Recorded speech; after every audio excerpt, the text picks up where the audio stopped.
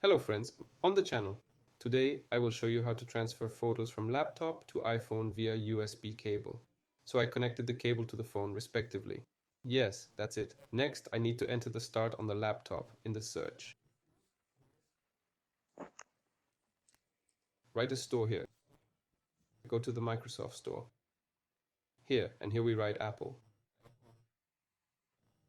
So where is the mouse? VOT, Apple devices. Here we open, install and open. Here, accordingly, there will be a trust button.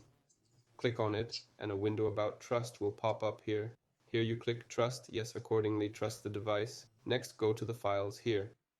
Here, and here we choose any folder where we will throw our material. For example, I'll choose the AnyDesk folder. So we throw here, respectively, the file we need. Click copy, yes, from the desktop. Accordingly, the file is being transferred. And after it is transferred, I go to the files on the iPhone. Accordingly, I go to the search, go to AnyDesk, and accordingly, here is what I dumped. That's all. Goodbye, everyone.